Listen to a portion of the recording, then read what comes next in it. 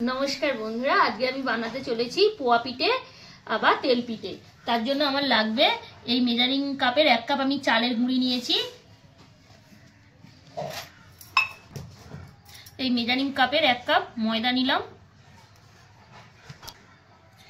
এই মেজারিং কাপের আমি সুজি নিলাম 1 কাপ মতো।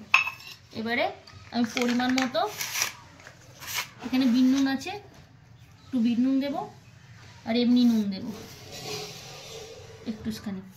এবার এটা মিশিয়ে নেব। আমার 3টে উপকরণ মেশানো হয়ে গেছে। এবার যে যে উপকরণ এতে লাগবে আমি এলাচ নিয়েছি 8-10টা, আমি ভেজে গুঁড়ো করে নিয়েছি। কিশমিশ লাগবে পরিমাণ মতো, চিনি লাগবে, একটু রিফাইন অয়েল 3-4 চামচ নিয়েছি, আদা নিয়েছি, আদা পেস্ট করে নিয়েছি, আর এখানে কাজু আমি কুচি করে নিয়েছি, আর এখানে একটু দোমালা নারকেল নিয়েছি, কুড়ে নিয়েছি, এটা দেব। আর এটা হচ্ছে খেজুরের গুড়ের এই পাটালিটা আমি ঘষে নিয়েছি। আর এই মৌরিটা দেখছেন অফ ক্যামেরায় আমি ভেজে আমি হাফ ভেঙে নিয়েছি।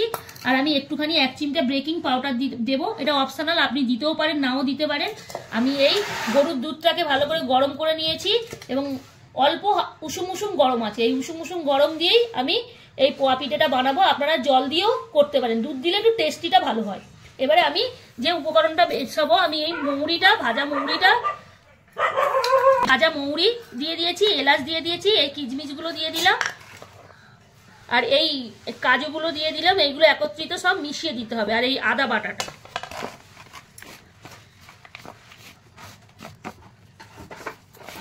এই যে রিফাইন অয়েল তেলটা দিলে আমাদের অনেক ফুলবে বা অনেকটা ময়েন হবে। এই রিফাইন অয়েল তেলটা আমি ভালো করে মিক্স করব।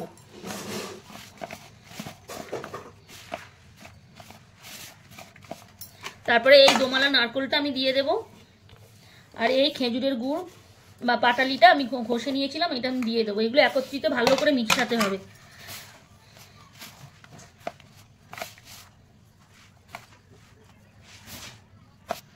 এই আমার 10 মিনিট ধরে আমার মাখানো হয়ে গেছে, সব মেখে গেছে। আমি এই মেজারিং কাপে আমি যে খেজুরের যে লনেল গুড় বলে আমি সেটাকে আমি দিয়ে দেব, মিশিয়ে দেব। এই পোয়া পিঠে সব উপকরণ ঠিকঠাক দিয়ে ভালো করে মাখলে পুরো পিঠে পুরো ফুলে যাবে, দুফোলা হয়ে যাবে।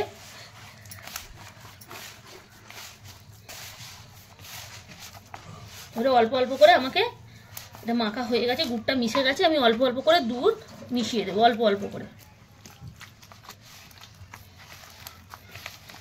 আমি 10-15 মিনিট অফ ক্যামেরায় ভালো করে ফেটে ময়ন হয়ে গেছে। আমি এর উপরে একটুখানি 1 চিমটা বেকিং পাউডার দেব। আপনারা নাও দিলে দিতে পারেন, কিন্তু বেকিং পাউডারটা দিলে আমি যদি 2 দিন পিঠেটা রেখে দিই নরম তুলো থাকবে। এই বন্ধুরা আমি আরও 20 মিনিট ফাটলাম, মোট আমার আধ ঘন্টার উপরে ফাটা হয়ে গেছে। এবারে এই পিঠেটা করার জন্য আমি আধ ঘন্টা থেকে 1 ঘন্টা আমি রেস্টে রাখবো। যেহেতু সুজি চালের গুঁড়ি দিয়েছি, ওইগুলো আরও ফুলে বেড়ে যাবে, না হলে পিঠে ফুলবে না। আমি পিঠে করার আগেই আধ ঘন্টা থেকে 1 ঘন্টা রেস্টে রাখতে হবে। আমি ঢাকা দিয়ে রাখলাম, 1 ঘন্টা পরে ফিরে আসছি। এই বন্ধুরা আমরা 1 ঘন্টা হয়ে গেছে, আমি এবার ফিরে এলাম। এটা ভালো করে একটুখানি ফেটে নেব, নিয়ে এবারে তেল গরম হয়ে গেছে, আমি ব্যাটারটা দিয়ে দেব।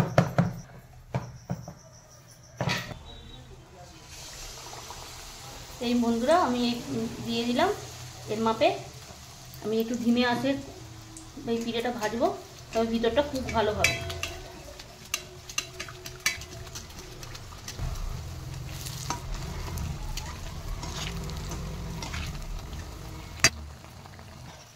এই বন্ধুরা আমার এই পোয়া পিঠেটা রেডি হয়ে গেছে। আমি এবারে পুরো ব্যাঙ ফোলা ফুলে গেছে লুচির মতন।